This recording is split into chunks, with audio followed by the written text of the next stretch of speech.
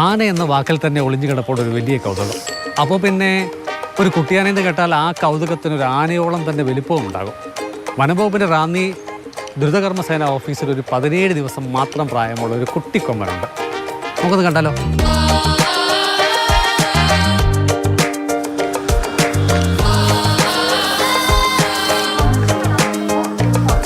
കുലുങ്ങി കുലുങ്ങി നടക്കും, മുട്ടി ഉരുമ്മി നിൽക്കും.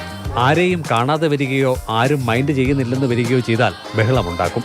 ഓടി വന്നാലോ സ്നേഹത്തോടെ വന്നിരിക്കും. ഉറങ്ങിക്കിടന്ന RRT ഓഫീസിൽ ഇപ്പോഴാണ് ഒരു വെളിച്ചമൊക്കെ വീണതെന്ന് ജീവനക്കാർ തന്നെ പറയും.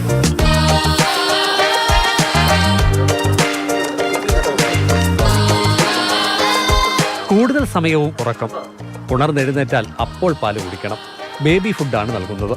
അമ്മയും അമ്മിഞ്ഞപ്പാലും ഇല്ലാത്തതിന്റെ കുറവൊന്നും ഇവനെ ജീവനക്കാർ അറിയിച്ചിട്ടേയില്ല.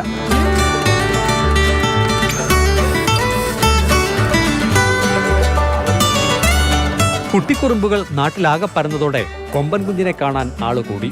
അതോടെ വനം വകുപ്പ് ആനക്കൂടിന് മുൻപിൽ നോ എൻട്രി ബോർഡ് വെച്ചു.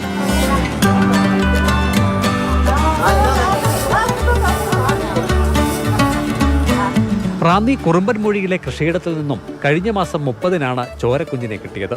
കൊണ്ടാട്ടുകുന്നേൽ സാജുവിന്റെ പുരയിടത്തിൽ ഉപേക്ഷിക്കപ്പെട്ട നിലയിൽ കണ്ടെത്തുകയായിരുന്നു.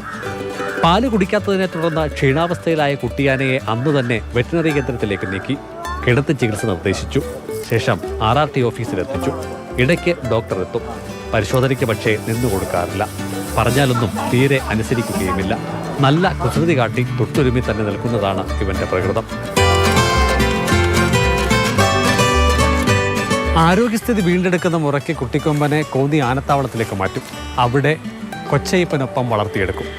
പേരിടലിനും വിപുലമായ ആലോചനകളുണ്ട്. സിക്കി അഭിലാൽ, മാതൃഭൂമി ന്യൂസ്, പത്തനംതിട്ട. ആനയെങ്കിലും അവനും ഒരു കുഞ്ഞാണ്. അപ്പോൾ അവനെ കിട്ടുന്ന ഒരു സംരക്ഷണം, അതൊന്നും നമ്മൾ ആദ്യം പറഞ്ഞ ആ കുഞ്ഞിനൊന്നും കിട്ടാതെ പോയല്ലോ എന്ന സങ്കടം കൂടി ഇപ്പോൾ തോന്നും. അഭിലാൽ നമുക്കൊപ്പം ചേരുന്നുണ്ട്. അഭിലാൽ, അപ്പോൾ മിടുക്കനായി വരുമോ അല്ലേ?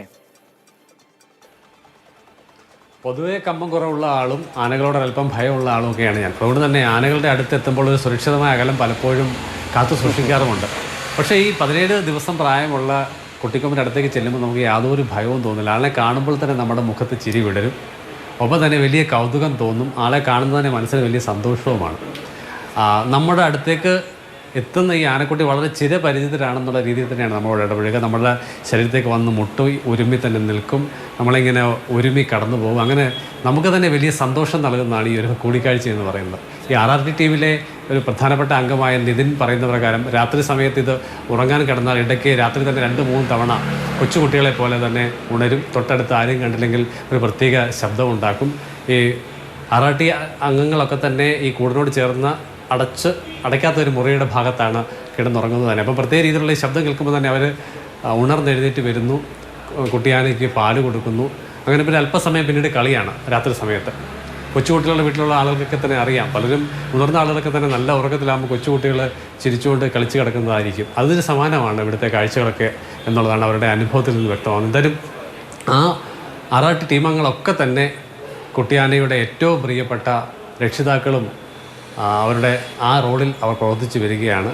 ഇതിൻ്റെ ഒരു ആരോഗ്യത്തിന് അല്പം പ്രശ്നം ഇപ്പോൾ നിലനിൽക്കുന്നുണ്ട്. അതുകൊണ്ട് തന്നെ പുറത്തുനിന്ന് ആരെയും സന്ദർശകരായിട്ട് അനുവദിക്കുന്നില്ല. ഏതാനും ദിവസങ്ങൾക്കുള്ളിൽ അതിൻ്റെ ആരോഗ്യം പൂർണ്ണ നിലയിലേക്ക് മടങ്ങിയെത്തും എന്നുള്ളതാണ്. പ്രധാനമായും ഈ 17 ദിവസം എന്നുള്ള പ്രായം, അമ്മയുടെ പരിചരണമില്ല, മുലപ്പാൽ കുടിക്കാൻ കഴിയുന്ന സ്ഥിതിയുണ്ട്.